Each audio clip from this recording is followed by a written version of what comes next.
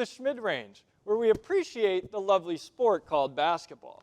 It's not all about what's on the outside, so let's take a step in to the Schmid range. How about some math? What's 77 plus 23? A 100% chance there's a new dynamic duo in the City of Angels.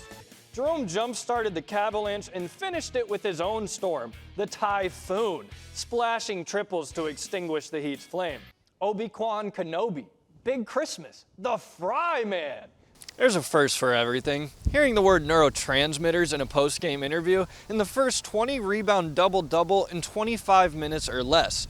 Both of those belong to Cleveland Cavaliers center Jarrett Allen. All right, that makes no sense. Some good points. All I got to say is you can call them the losers now. The 2012 Seahawks had a draft grade of an F, and they drafted Bobby Wagner, Russell Wilson, and Bruce Irvin, all who helped them win a Super Bowl. So you can call them the winners or the losers now. But for now, that'll do it for the Full Sail Showdown. For James Irvin, for Carson Loki, I'm Caden Schmid. Have a good day, everybody. Pupa Warakonokro grew up in Bangkok, Thailand, where he was a three-sport star athlete in tennis, basketball, and soccer. Warakonokro is also a black belt in Taekwondo and dabbled into a bit of golf, but he still had his favorites. I knew that I either wanted to go pro in tennis or basketball. He couldn't pursue both, so he had to choose. I pretty much chose basketball just because I honestly liked it more. He realized the competition in Thailand wasn't increasing, and with Pooh wanting to better his game, he moved to the States, down to Montverde, Florida, where he attended Montverde Academy. After moving to an entirely different country, Pupa Warakonokro almost felt like an outsider. Luckily, he had a great support system and the love of basketball. We were together like 24/7, so I was like his built-in best friend. He would go wherever I go, I would go wherever he goes. After a few years at Montverde Academy, Pooh committed to UCF to be an engineer. He then went to coach Johnny Dawkins of the basketball team and asked if walk-on spots were available. There's no walk-on spots available, but you could be a manager for 1 or 2 years first, and we'll see how it goes. So he did exactly that. After 1 year, he earned a spot on the roster and became the first full Thai D1 basketball player. For Caden's Corner, I'm Caden Schmid. The Eastern Conference has been, less competitive. The top dogs are barking, and the underdogs are, they're trying their hardest. I guess all that matters is they're having fun. They're having fun, right? Milwaukee Bucks sure aren't. Caitlin Clark may play for the Indiana Fever, but the Pacers are the ones giving out the flu.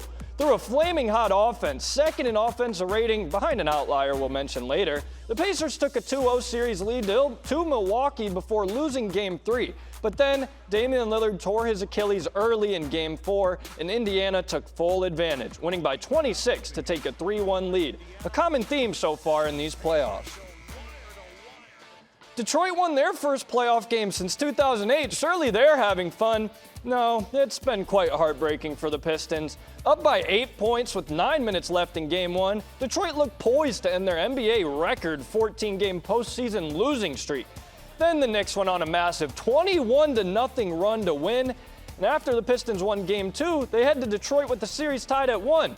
The Pistons proceed to lose both games at home by a combined 3 points. Ouch. Orlando has Disney, Universal, and SeaWorld, yet the Magic are also having a bad time. The big bad Boston Celtics follow this season's playoff trend with a 3-1 lead too. The reigning champions are showing they're no one-year wonder, winning all 3 games by at least 9 points or more. Now, it hasn't been all sunshine and rainbow for the Celtics. This Orlando team is physical, bringing the fight to Boston. Jason Tatum and Drew Holiday both have missed games due to injuries. But no one, and I mean no one, had it worse than the Heat. It snowed in Miami for the first time since 1977 after a nonstop Cavalanche reached South Beach. Cleveland had an offensive rating of 136, completing the most dominant 4-game sweep ever, setting an NBA record with a point differential of plus 122. They passed the Bucks, who had a plus 88 in 2019 when they swept the Pistons. That's 34 points less than what Cleveland just did to Miami. And the craziest part, they could have done that in just 2 games, beating the Heat in Game 3 and 4 in Miami by a combined margin of 92.